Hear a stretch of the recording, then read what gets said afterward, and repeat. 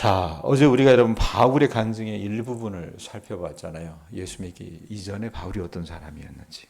그리고 다메섹으로 예수를 믿는 그 도당을 잡아 박멸하러 갔다가 예수님을 만나게 된 그 경험들, 그 과정들을 우리가 봤습니다. 그러고 나서 이제 간증이 계속 이어지는 거예요. 12절 보세요. 12절 보면 율법에 따라 경건한 사람으로 거기 사는 모든 유대인들에게 칭찬을 듣는 아나니아라 하는 이가. 자, 다메섹이에요. 다메섹으로 가는 길에 이 바울이 환상 속에서 예수님의 모습을 보고 음성을 듣게 되면서 눈이 어떻게 해요? 눈에 비늘 같은 것이 끼어서 볼 수 없게 되잖아요. 그런데 거기 보면 12절에 보면 율법에 따라 경건한 사람으로, 이 아나니아라고 하는 사람, 우리가 사도행전에 보면 아나니아와 삽비라가 또 나와요. 동명이인입니다. 같은 사람 아니에요. 여러분들 착각하지 마세요. 이 아나니아라고 하는 사람으로 거기 사는 모든 유대인들, 거기가 어디입니까? 다메섹이에요. 다메섹에 사는 모든 유대인들에게 칭찬을 듣는 아나니아라고 하는 사람이 있습니다. 이 사람은 어떻게 해요? 성령께서 찾아가서 이 사람에게 말씀하십니다. 그래서 바울이요, 이 자기와 함께 이 동행한 사람들, 예수 믿는 이 도당들을 이 박멸하기 위해서 함께 자기와 동행했던 사람들과 함께 하나님의 섭리 가운데 미리 예비하신 아나니아를 만나게 돼요. 이 아나니아는 말씀에 있는 것처럼 율법에 따라서 경건한 사람이었습니다. 그러니까 다메섹 모든 사람들에게요, 칭찬을 받던 이 경건의 능력이 있는 사람이었습니다. 그런데 아나니아가 와서 여러분 어떻게 말합니까? 13절에 얘기하는데 형제 사울아 그래 놓고 다시 보라. 예? 말씀하신 대로 어떻게 해요? 그가 선포했을 때에 사울이 그 비늘 같은 것이 벗겨지고 다시 보게 됩니다. 신비한 경험을 하죠. 근데 단순히 보게 되는 것으로만 끝나지 않아요. 아나니아의 사역은. 이 아나니아가 어떻게 합니까? 이어서 바울에게 세례를 베풀면서 바울의 사명을 다시 한번 확인해줘요. 바울이 여러분 환상 속에서 주님의 음성을 듣고 주님이 이에게 어떤 소명을 주셨는지 그가 들었잖아요. 근데 이걸 하나님이 아나니아라고 하는 사람의 이름을 아나니아라고 하는 사람을 통해서 다시 한번 확인시켜주는 게 14절부터 16절까지입니다. 먼저 14절부터 15절 한번 보세요. 그가 또 이르되, 그가 누굽니까? 아나니아입니다. 아나니아가 또 이르되, 우리 조상들의 하나님이 뭐 했대요? 너가 누구예요? 바울을 택해서 너로 하여금 자기 뜻을 알게 하시며 하나님의 이 구원 섭리, 구원 사역의 뜻을 알게 하시며 그 의인을 보게 하시고, 의인이 누구예요? 예수 그리스도라는 거예요. 주 예수 그리스도를 보게 하시고 그 입에서 나오는 음성을 듣게 하셨으니, 바울이 여러분 다메섹으로 오다가 환상 속에서 주님을 만나야 되고 주님의 음성을 들었잖아요. 그걸 얘기하는 거예요. 그러면서 15절에 뭐라고 얘기합니까? 바울의 쓰임이 있었어요. 주님이 그렇게 만나 주셨을 때는 이유가 있었던 겁니다. 15절 뭐라 그래요? 내가 누구예요? 바울 네가 그를 위하여, 그가 누굽니까? 예수를 위하여 모든 사람 앞에서 내가 보고 드린 것에 증인이 되리라. 증인 삼기 위해서 하나님께서, 우리 예수님께서 바울을 만나주시고 그에게 말씀하셨다는 얘기입니다. 자, 이 바울의 소명을 얘기해 주면서 아나니아가 이제 마지막으로 어떻게 하냐면 바울에게 회개하고 세례를 받도록 권면하는 게 16절이에요. 한번 보세요. 뭐라고 얘기합니까? 이제는 왜 주저하느냐? 주저했던 모양인 것 같아요. 일어나 주의 이름을 불러 세례를 받고 너희 죄를 씻으라 하더라 라고 얘기합니다. 이게 매일 성경 이게 써나가는 사람들이 본문을 어떻게 끊는지 나는 잘 모르겠어요. 이게 사실은 어제 본문으로 따라 붙어야 되지 않을까 싶습니다. 자, 이렇게 예수님 만나기 이전에 바울의 모습, 어제 우리가 봤고, 예수님을 만나게 된 과정, 그리고 아나니아를 통해서 바울의 소명을 다시 확인하는, 치유와 회복을 경험하는 이 과정들을 딱 보게 된다 그 말입니다. 바울은요, 자기가 다메섹에서 예수님을 만나고 자기가 회심할 수밖에 없는 사건을 간증함으로써 이 유대인들, 자기의 지금 이야기를 듣는 사람들이 누구예요? 바울에게 호의적인 사람이에요? 백권사님?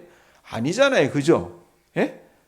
아주 이를 북북 가는 인간들이란 말이에요. 이 유대교에 아주 그냥 열심이었던 이 유대인들에게 간증을 해요. 왜 간증한 거냐면, 야, 나는 너희들이 믿는 그 유대교의 율법을 배반한 게 아니라 하나님께서 이 유대교가 너무나도 폐쇄적이었어요. 폐쇄적일 수밖에 없죠. 수백 년 동안 여러분에게 두들겨 맞고, 예? 핍박당하고 이러다 보면 사람도 고난을 오래 당하면 어떻게 됩니까? 대부분의 사람들은요, 좁아져요. 예? 그러니까 이 유대 종교를 믿는 사람들도 어땠냐면 아주 폐쇄적이 될 수밖에 없어요. 좁아질 수밖에 없었습니다. 그런데 하나님이 여러분 아브라함을 택하셨을 때는 여러분 유대인들만 축복하기 위해서 하나님이 아브라함을 택한 게 아니었어요. 너는 열방이 복이 될지라 그랬습니다. 만민에게 복이 될지라 그랬어요. 그래서 세계 만민을 위한 복음의 증인이 되기를 원하신다라고 하는 그 소명을 다시 어떻게 해요? 일깨워 주시기 위해서 바울을 통해서 지금 예수님께서 말씀하고 계시는 거라고 합니다. 바울이 그걸 증거하고 있어요. 자기가 이렇게 간증하면 이 자기가 유대주의를 이 배척하고 파괴하는 자가 아니라 이 사람들이 오해하는 것처럼 유대인을 구원하고자 하시는 그런 하나님의 종이라, 그 종으로 쓰임 받았기 때문에 이런 과정 속에서 자기가 예수를 알게 됐고 그 예수를 주로 고백한 것이라고 말하고 싶었다 그 말입니다. 자, 여기까지가 이제 앞으로 붙는 한 단락이고 그 다음에 이제 그 다음 단락인데, 이런 회심 사건이 있은 후에 바울이요, 여기 보면은 여러분 뭐라고 얘기합니까? 17절 한번 보세요. 17절 보면 22장 17절 17절 보면 뭐라고, 후에 내가 예루살렘에 돌아와서, 이 표현이 있어요. 이 후에라는 것은 그 얼마 있다 온 게 아닙니다. 시간이 꽤 걸렸다는 얘기예요. 예? 이 회심 사건이 있은 후에 바울이 이제 어느 날 예루살렘에 돌아와 가지고 성전에서 기도합니다. 기도하다가 또 황홀한 환상을 경험하게 돼요. 주님의 음성을 듣게 됩니다. 그게 뭡니까? 18절입니다. 18절 보세요. 자, 주님이 뭐라고 얘기하십니까? 주 예수 그리스도가 18절에 보면 봄에 주께서 내게 말씀하시되 뭐하라 그러세요? 속히 예루살렘에서 나가라 그럽니다. 왜? 그들은 내가 내게 대하여 증언하는 말을 듣는데요, 듣지 않는데 안 들을 거야. 그러니까 어떻게 해요? 나가라 이렇게 얘기하세요. 바울이 여러분 얼마나 그 자기 동족을 향한 그 복음의 이 열정이 강했던 사람인 줄 압니까? 그러니까 포기할 수 없는 거예요. 그래서 어떻게 합니까? 환상 속에서 예수님이 말씀하셔도 대답을 합니다. 주님, 제가 어떤 사람인데요? 예? 주님, 저는요 유대인들이 저를 인정했듯이 한때 예수님 당신을 열렬하게 박해했던 사람이었습니다. 예? 제가 그래서 이 예수님을 믿는 사람들을 감옥에 가두었고 이 유대인들이 모이는 이 회당에서 그 예수 믿는 사람들을 가운데 두고 후드려 패기도 했고, 예? 심지어 여러분 어떻습니까? 주님의 증인 스데반이 순교를 당할 그때 어떻게 해요? 옆에서 찬성했고 그를 죽이는 사람들의 옷을 지켰었다는 것을 이 유대인들이 다 압니다. 모르는 거 아닙니다.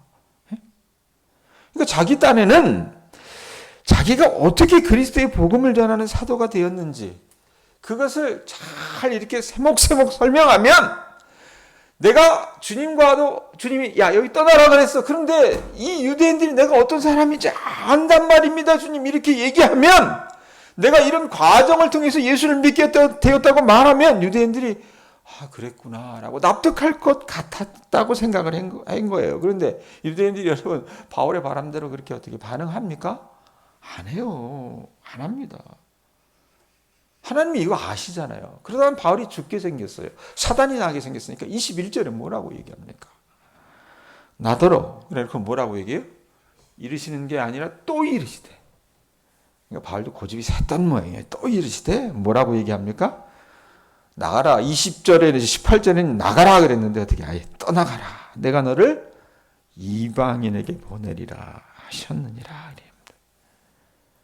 유대인들이요, 바울의 이 호소력 있는 이 모든 이 설득을 듣고도 납득되지 않을 것을 아셨기 때문에 하나님은 아예 여러분 바울의 소임을 달리 정하셨습니다. 그게 뭡니까? 이방인들을 위한 사도로 파송하신 것입니다. 유대인의 불순종과 불신앙을 예상하셨던 하나님이 바울을 멀리 이제 어떻게 해요? 이방인에게로 보내신 거예요. 이런 과정들을 여러분 아시고 나중에 여러분 우리가 이 바울 서신이라고 하는 이 로마서부터 이렇게 쭉 읽어나가면요. 재밌을 거예요, 사실은. 아, 이래서 이런 얘기하는구나. 그걸 알 수 있다는 얘기입니다. 자, 이렇게 바울은요, 하나님께서 자기를 이방인의 사도로 삼으신 것을 증거하면 하나님께서 유대인의 이 강고한 장벽을 허무시고 보편적으로 세계적으로 일하시는 그 하나님의 모습들을 유대인들이 어떻게 해요? 깨닫겠지라고 이렇게 생각을 하고 그 열정으로 지금 자기가 변론하고 있는 거예요. 그래서 유대인의 전통을 따라 하나님을 섬길 것이 아니라 이제 어떻게 해요? 그 좁아 터진 소갈딱지 좀 깨버리고 어떻게 하는 얘기입니까? 예수 그리스도가 주야. 예수 그리스도가 그리스도야, 메시아야. 그걸 어떻게 해요?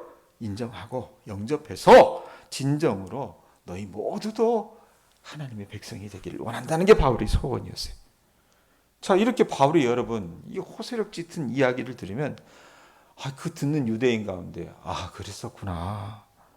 네가 그래서 우리 딴에는 변절자처럼 보였었구나. 그게 모두 하나님의 뜻이었구나. 이러면서 어떻게 해요? 눈물 흘리고 회개하고 와서 바울의 손을 잡고 우리가 잘못 오해해서 이랬으면 여러분 좋겠는데 유대인들이 이렇게 할게요, 안 할게요? 안 했어요. 우리 박권사님 똑똑하시네. 예? 22절에서 23절을 보세요. 어떻게 하는지 보세요. 22절에 23절 뭐라고 얘기합니까? 이 말하는 것까지 그들이 듣다가 소리질러 이르되 이러한 자는 세상에서 뭐하세요? 없애버리자. 살려둘 자가 아니라 하여 떠들며 옷을 벗어 던지고 티끌을 공중에 날리니 죽여버리겠다는 겁니다. 못 받아들이겠다는 거예요. 극도의 적대감을 표시합니다. 예? 부를 이기지 못해서 어떻게 합니까? 이 유대인들의 특징이 뭐예요? 한국 사람들 가운데 남자들 여러분 술포 마시고 싸울 때 보면 어떻게 합니까? 성질 못돼 먹은 인간들은 어떻게 해요? 우통 벗잖아요. 예? 여자들도 성질 못돼 먹은 사람들은 어떻게 합니까? 자기 뜻대로 안 되면 어떻게 해요? 막 누워가지고 막 이렇게 엎어져가지고 막 동동동동 구르는 사람 있죠? 예? 유대인들도 그 비슷한 걸 해요. 그 어떻게 합니까? 옷 벗어 던지고 티끌을 공중에 던지는 거예요. 이거 죽여버려야 되겠다. 예?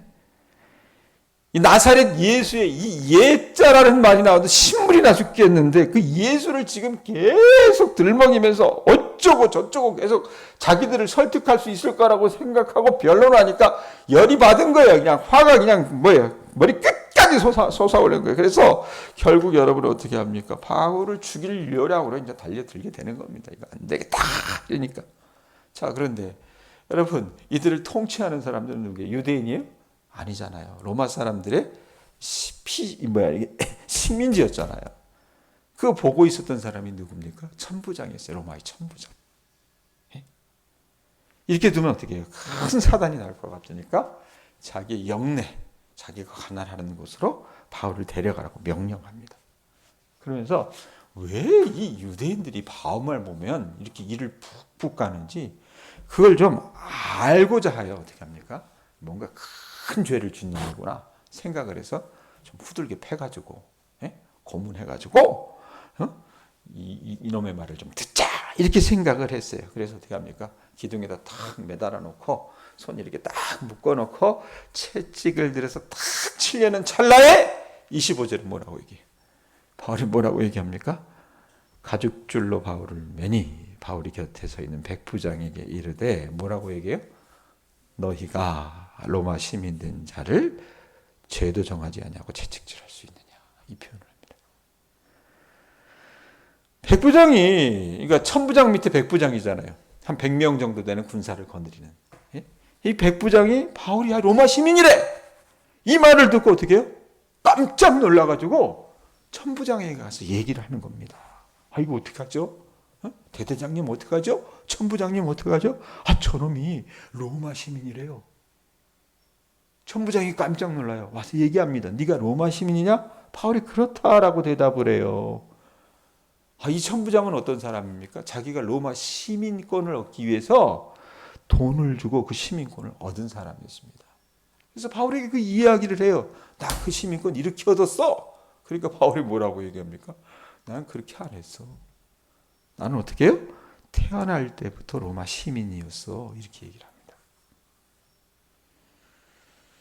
이 로마 시민권이 왜 문제가 될까? 여러분, 로마의 그 법이라고 하는 것이 그 수천 년 전에 이 법제도가 있었지만 그 우습게 보면 안 됩니다. 왜? 현대의 모든 법제도가 로마의 법을 원용했어요. 그 정도로 굉장히 어떻게 보면 이성적인 이 법체계가 로마 시민, 이 로마 법이었습니다. 그래서 로마 제국은 법치주의를 이상적인 통치 원리로 보고 모든 형벌을 할 때 어떻게 했냐면 정당한 재판 절차를 밟고 확정해야 한다라고 그렇게 선언을 했어요. 근데 이 혜택은 누구에게 적용될 수 있냐면 오로지 로마 시민권을 가진 사람에게만 적용이 되는 겁니다. 그래서 로마 시민권을 가진 기독교인인 경우에는 어떻게 했냐면 예수 믿으면 그때 어떻게 했어요?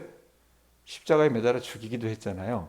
그런데 십자가의 형이 여러분 끔찍한 게 뭐냐면 죽어가는 과정을 보는 거예요. 안 그렇습니까? 돌아가셨지만 윤여원 성도님 옆에 있었던 우리 박술래 집사님을 제가 한 1년 가까이 봤잖아요. 윤여원 성도님만 그렇게 서서히 죽어가는 것이 아니라 박술래 집사님의 마음도 그렇게 정말 죽어가는 모습으로 화했던 게 저는 마음이 굉장히 아팠어요. 근데 생각을 해보세요. 사람을 나무에 매달아 놓고 그렇게 죽어간다고 생각을 해보세요. 그 끔찍한 형벌입니다. 근데 로마 시민들에게는요, 그걸 면해줬어요. 기독교인이면. 그래서 어떻게 합니까? 그냥 목을 잘라 죽였습니다. 순간의 고통만을 경험하라고요. 자, 그런데 바울이 하고자 하는 말이 뭐냐면 로마 시민권자인 자신을 정당한 재판 절차 없이 고문하고 형벌을 가하는 천부장에게 항의한 거예요. 바울은요, 로마 시민권을 누구 때부터 얻었냐? 아마 아버지 때부터 얻었을 거라고 생각을 합니다, 사람들은. 이게 다 바울이 다소 출신이라 했잖아요. 소아시아의 수도였거든요, 다소가. 이 다소에서 로만 시민권을 가진 이 유대인이라면 바울의 아버지가 꽤나 부유했을 것으로 학자들은 추정을 합니다. 그러니까 바울이 동족에게서 받는 오해와 정죄와 편견과 폭행을 예수님 때문에 받는 고난의 연장선상이라고 생각하고 그 고난을 감내했지만 로마 제국의 지방 관리들이 오로지 어떻게 합니까? 사태를 파악하지 않고 이 성난 유대인의 어떤 민심을 무마하기 위해서 졸속 재판하려고 했을 때 바울은 여러분 입 꽉 다물고 있지 않았어요. 이 로마 천부장이 상식적으로 판단하기를 원했습니다. 그러니까 이방인의 사도답게 바울은요, 로마 사람 천부장이 상식 있는 사람으로 처신하도록 자기가 로마 시민이다라고 하는 것을 얘기한 거예요. 그리고 이것이 여러분 나중에 어떻게 됩니까? 그가 비록 죄수의 신분이지만 로마에 끌려가서 복음을 전하게 되는 그런 통로의 역할을 하게 된다, 그 말입니다. 자, 오늘 말씀 가지고 어떻게 적용할까요? 한 두 가지 정도 될 것 같아요. 이 못 알아듣고 이를 푹푹 갈고 바울을 때려잡아 죽이려고 하는 유대인들에 대한 여러분 바울의 심성, 바울의 열심을 저나 여러분이나 본받을 수 있었으면 좋겠습니다. 예수님 때문에. 그 예수를 이 믿지 않는 이들이 바로 알았으면 좋겠어서 바울이 어떻게 해요? 그 어떤 수모도 그 어떤 죽음의 위협도 무릅쓰지 않고 그 복음을 증거하는 그 열정이 우리 안에 좀 차올랐으면 좋겠다는 게 제 소원입니다. 아셨어요? 또 하나 뭐냐면 바울의 이 건전한 어떤 시민 정신을 우리가 좀 알 필요가 있어요. 여러분, 우리가 신앙을 갖고 살면요, 이 세상에 정당한 권리를 요구하고 적절하게 사용하는 것을 우리가 배워야 합니다. 바울처럼. 믿는다고 무조건 양보하고 물러나는 것이 능사가 아닐 때도 있습니다. 신자들도 복음의 역사를 위해서 정당한 권리를 요구하고 그것을 복음 전도에 활용하는 지혜가 필요하다 그 말입니다. 그러니까 믿는 사람들은요, 비둘기의 순결함과 뱀의 지혜로 갖고 있어야 된다라는 얘기입니다. 그러면 우리가 사는 사회에, 이 민주화된 사회에 과연 이런 야만성이 존재하는가? 존재합니다. 네? 지금 우리나라를 섬긴다고 하는, 섬기는 게 아니라 완전히 그냥 깔아뭉개죠. 이 윤석열 대통령이라고 하는, 이 윤석열 대통령이 이 군림하는 이 정부는요, 제가 역사를 전공했지만 역사를 전공한 제가 평가하기로는 근대 이래로 거의 이승만이나 박정희나 전두환의 야만성에 못지 않습니다. 모르겠어요. 박정희 씨가 무슨 뭐 경제 발전 이뤘다고 하지만 이 사람요, 아주 폭력적인 군인이기도 했습니다. 자기 여러분 마음에 들면 어떻게 해요? 그 여배우들 시집가 가지고 애 낳고 있는 그 여배우를요, 자기가 예전에 흠모했다고 그 자식 떼버리고 데려다가 며칠이나 강간을 하고 같이 자고, 그리고 한 1년 정도 있다가 어떻게 합니까? 미국으로 보냈어요. 그런 일을 수도 없이 했던 사람이 박정희입니다. 이승만은 그보다 더 했으면 더했지 못하지 않았습니다. 전두환은 여러분 말도 못하죠. 그런데 그 사람들 못지않은 사람이 여러분 지금 누구예요? 윤석열 씨입니다. 물리적인 폭력을 동반하지 않았을 뿐이지 법이라고 하는 이 아주 교묘한 도구를 사용해서 정치, 경제, 언론 등 제 분야에 있는 모든 사람들을 자기 앞에 무릎 꿇게 만듭니다. 마치 술을 잔뜩 퍼마시고 난폭한 음주운전을 하는 그런 어떤 형국이 이 정권에서는 비일비재하게 일어나고, 그 권력 앞에 벌벌 떠는 이 국민의힘의 국회의원들, 나는 보면서 이 사람들 왜 그런지 모르겠어요. 그리고 언론인들, 그 여러분 국회의원들 가운데, 언론인들 가운데 교회 다니는 사람이 없겠어요? 있다 그 말입니다. 그런데도 그들이 어떻게 해요? 자기 목 달아날까 봐 말을 못하고 앉아 있어요. 여러분, 그리스도인은 사회 질서와 안녕을 보장하는 이 법을 구축하고 상식과 인정이 통하는 사회를 만들 책임이 그리스도인에게 있어요. 바울처럼. 지금처럼 우리 사회가 주권자 하나로 인해서 흙탕물이 되어갈 때에 이성을 회복하도록 선지자적인 자세로 경고할 책임이 교회와 그리스도인에게 있다는 것을 여러분들이 아셨으면 좋겠습니다. 나는 왜 이 윤석열 씨를 보면서 한국교회 대형교회 목사들이 아무 말도 안 하고 있는지, 왜 그 사람이 오라고 하면 조찬기도에 가서 그 사람 머리에 손을 얹고 기도하는 김장한 목사님, 오정현 목사님, 이 사람들 왜 이런지 난 이해를 못하겠어요. 단지 억울함만이 아니라 여러분, 이 땅에 저질러진 모든 불의한 재판을 뒤집을 수 있는 정의와 공평의 복원력이 그리스도인에게서 흘러넘쳐야 된다는 것을 여러분들이 아실 수 있기를 바랍니다. 아셨어요? 목사 운동권이라 하는 얘기가 아니에요. 예?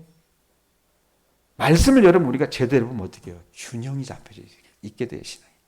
이런 바울의 시민 정신이 여러분들 안에 있을 수 있기를 주님의 이름으로 축원드립니다. 아셨어요? 신앙이 단순히 벽에 붙여놓는 것이 아니라 우리 삶 가운데 능력으로 바라는 이 경건의 능력을 갖고 살아나가는 주님의 자녀들이 되실 수 있기를 축원드립니다. 기도하겠습니다.